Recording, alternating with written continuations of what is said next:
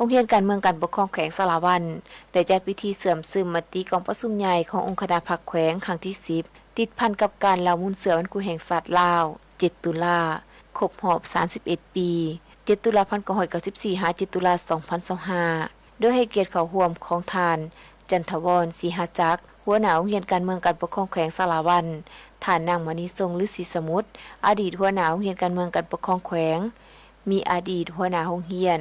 ห้องหัวหน้าโรงเรียนครูอาจารย์พร้อมด้วยนักศึกษาเข้าร่วมในพิธีทานจันทวรศรีหจักรหัวหน้าโรงเรียนการเมืองการปกครองแขวงได้เผยแผ่มติกองประชุมใหญ่ผู้แทนแขวงสารวัตรครั้งที่10ที่ได้ไขขึ้นอย่างเป็นทางการซึ่งดำเนินในวันที่6 วันที่7 สิงหาคม 2025อยู่ที่สโมสรแขวงสารวัตรโดยการเป็นประธานของสหายดาววงศ์พรแก้วกรรมการศูนย์กลางพรรคเลขาคณะบริหารงานพรรคแขวงเจ้าแขวงสารวัตรกองประชุมได้ต้อนรับสหายพลเอกจันทร์สมรจัญญาราชกรรมการกรมการเมืองศูนย์กลางพรรคคณะเลขาธิการศูนย์กลางพรรคห้องนายกรัฐมนตรีกองประชุมครั้งนี้มีผู้เข้าร่วมทั้งหมด400 กว่าสหายหญิง58สหายในนั้นผู้แทนสมบูรณ์300 กว่าสหายหญิง54สหายมาจากแขนงการกรมกองออมข้างแขวงและ8เมืองที่เป็นตัวแทนให้แก่สมาชิกพรรคทั้งหมดในทั่วแขวงสารวัตรจำนวน 16,800 กว่าสหายหญิง 4,000 กว่าสหายมีแขกถูกเชิญเข้าร่วมทั้งหมด84สหายหญิง4สหาย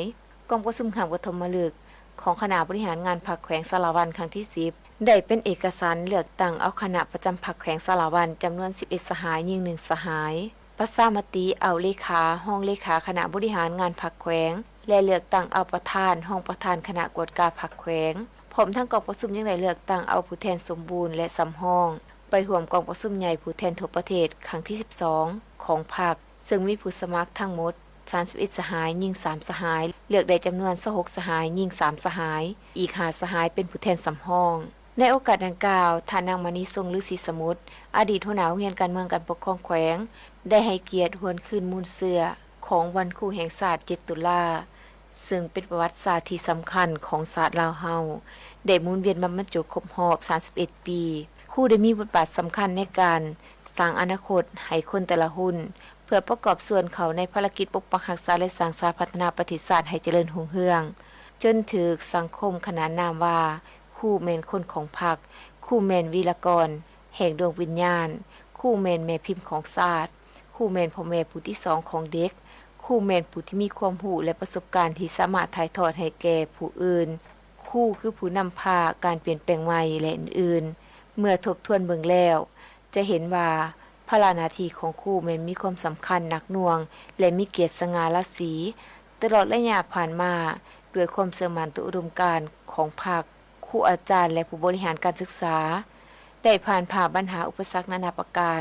อุทิศสติปัญญาและเหือแห้งปฏิบัติหน้าที่ของตนโดยความภาคเพียรและมณอดทนอันได้เฮ็ดให้เวียกงานการศึกษา